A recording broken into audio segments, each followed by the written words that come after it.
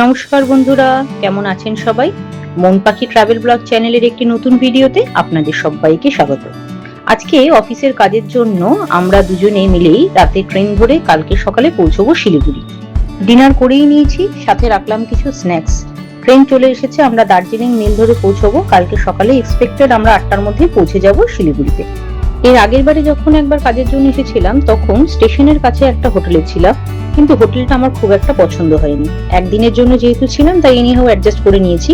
তাই এবারে আগে থেকেই একটু ভালো করে খোঁজ খবর নিয়ে ঠিক হংকং মার্কেটের কাছেই একটা ভালো হোটেলের সন্ধান পেয়েছি। আজকে সেই হোটেলের রিভিউ থাকছে আপনাদের জন্য। এই হলো সেই হোটেলটি, হংকং মার্কেটের একদম কাছে, ব্লু স্কাই রেসিডেন্সি। আমরা এই হোটেলটাতেই ছিলাম। তো একদিন দুদিন থাকার জন্য কিন্তু খুবই ভালো হোটেল এবং রিজনেবল। আমরা যে রুমটা নিয়েছিলাম সেই রুমটার ভাড়া ছিল ট্যাক্স নিয়ে 1650 টাকা মতন। তবে আপনারা যখনই যাবেন তখনই ফোন করে কারেন্ট রুম রেন্ট কি আছে সেগুলো জেনে অবশ্যই তারপরে আপনারা সেই অনুযায়ী বুক করতে পারবেন। এবারে আপনাদের সাথে শেয়ার করছি রুমটা। দেখুন, এই যে রুমটা আমরা নিয়েছি, এটা একদিন বা দুদিন অফিস পারপাস ওয়ার্কের জন্য যে কদিন আমাদের দরকার সেই হিসেবে আমরা এটাকে নিয়েছি। রুমটা বেশ স্পেসিয়াস, অনেক বড়,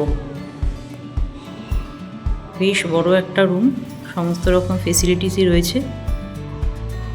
এদিকে একটা টিভি ক্যাবিনেট, বসার জায়গা, টেবিল, আর আরও অনেকগুলো রুমই দেখেছিলাম, কিন্তু এই রুমটা নেওয়ার মেন কারণ হচ্ছে রুমটা প্রথম তো যথেষ্ট স্পেসিয়াস, অনেকটা বড়, আর দ্বিতীয় হচ্ছে এই যে দুটো উইন্ডো রয়েছে এখানে, পুরো ওপেন।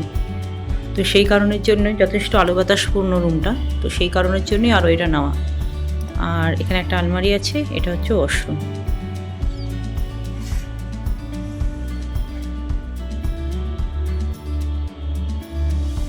এই হোটেলের ঠিক কাছেই খুব সুন্দর একটা রেস্টুরেন্ট, বড়লি। তো এই রেস্টুরেন্টটা আমরা হোটেলে ঢোকার সময় দেখেছিলাম বাঁহাতে, মানে যে গলি দিয়ে হোটেলটা তার বাঁহাতেই। দারুণ সুন্দর সাজানো গুছানো রেস্টুরেন্টটা, এবং খাওয়া দাওয়াও ভীষণ সুন্দর। আমরা দুপুরবেলাও এখানে লাঞ্চ করেছিলাম, আর খাওয়া দাওয়া এতটাই ভালো ছিল, যেহেতু আমাদের রাতে অলরেডি একটা মিটিংও আছে, এখানে ফিরতে কত রাত হবে জানি না, তাই ওনাদেরকে এটা বলে রাখলাম যে আমরা রাতের দিকে একটু বেশি রাত হলেও রাতে ডিনারের জন্য আসবো, কারণ খাওয়া দাওয়াটা আমার ভীষণই পছন্দ হয়েছে। আশা করি এই ইনফরমেশনগুলো আপনাদের পরবর্তী সময় কাজে লাগবে।